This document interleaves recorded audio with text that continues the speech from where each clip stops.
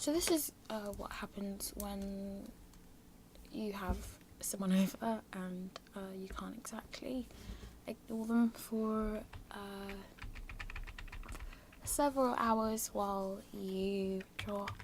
So I didn't really get anything done yesterday when I wanted to, so drawing today.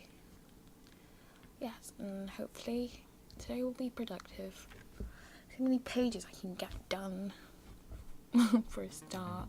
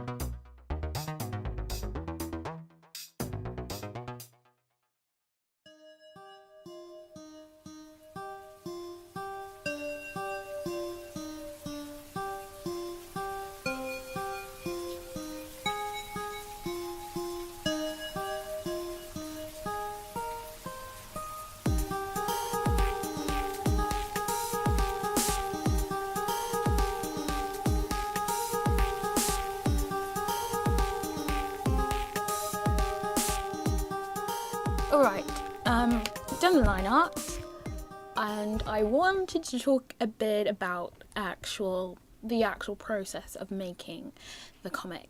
So,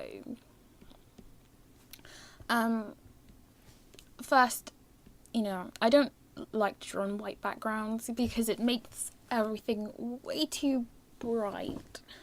In a sense that it feels like there's a really bright sun that's really close and it washes everything out. And then all your colours are too bright, so tone it down a bit with a coloured background. I've got my sketch layer for the line art which I've just done, and this stuff. So a frame around it and then the individual panels. Now how I like to do the panels is I use this brush. I don't think you can really see it. That do? Yeah, that does. That does it just right. So I'm using this brush over here. This brush right here. So if I make a new layer, right, I can draw with this brush. This is what I use to do all the panel lines. Now, if you're used to using Photoshop, you'll typically press Shift before you draw a line, and like you can see that does not make you draw a straight line at all. It just messes with the size of the brush. So what you're supposed to be doing is you're supposed to press V in Krita so you can draw straight lines. Because this brush is a little bit more on the transparent side, I'll be doing it like a couple of times to get it opaque enough so I can't really see through it, but there's still some texture to it, because I do really like the texture of this brush. I've been able to get it to lock in a perfectly straight line before, but honestly I still need to figure out how I've done that. Anyway, that's how I draw straight lines for the panels.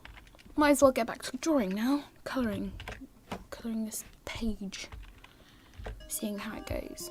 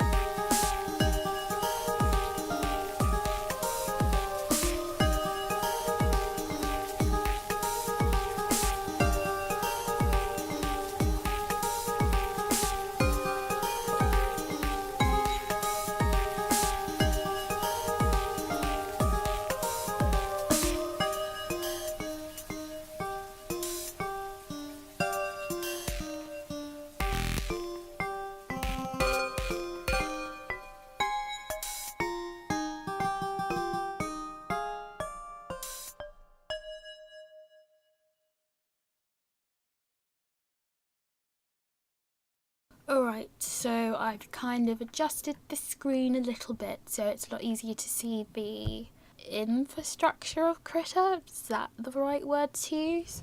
So while I was recording, finishing this comic, Krita crashed, unfortunately, but gladly it has a decent autosave function, so I didn't really lose that much. It's just a bit of clouds I lost, really. Just painted them back in, it was fine. Going over just some of the stuff I used to make this comic. So this is the brush presets panel. I hope you can see what I'm pointing at. So this is all the brushes that you have. I also made sure I added the history tab to it. So this is all the brushes I used recently. I'm surprised I don't really check it that often. I don't know at all how well you can see it in the recording, but if you left click this, you have a bunch of options for what windows you want open. There is a reference images window that I quite like, so you can open a file that you used before and basically colour pick from that. You can open a mini file right here, but you can't paint over it. All you can do is colour pick from it. For my line art, I like to use this brush. It's called the Basic Tip Default brush, and I use it in a size 15, but the canvas I'm working on is A4 300 DPI, I believe. So I use that at size 15 and I double the layer for it. I already kind of talked about the brush I use for lines around the canvas, the border stuff. Use that brush and I'll tell you exactly what it's called. It's called Block Textured 1. That's what it's called. Very simple. It's the same kind of style I use with my Yellow Feathers comic, but a completely different brush. I'm gonna have to just adapt to that. Krita has this magic wand tool which helps me colour in faster. I do the line art, make sure all the lines attach, so that's why you've got these weird looking shapes here, and you select the exterior with this tool, magic wand tool. Actually, I'm not sure if it's called the magic wand tool. It's called the contiguous selection tool, but it's called the magic wand in Photoshop. It's basically the same thing, and you have tool options here. Unfortunately, I still can't find, I don't know what it's called in Photoshop, but when you're selecting a specific colour and it bleeds into a colour that's really similar to it, and you can change the settings so it doesn't do that as much, depending on how contrasty they are to each other. I can't find out how to do that in Krita, unfortunately, but that's one of the few problems I have working in Krita in comparison to Photoshop.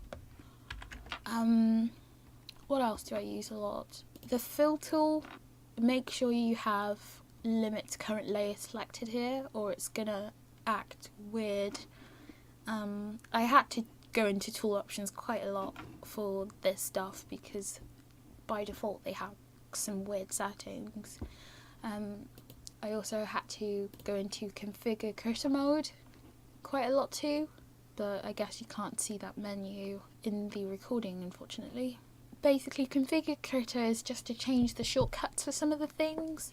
So, say like the line tool, you could click here and do the same thing with lines, but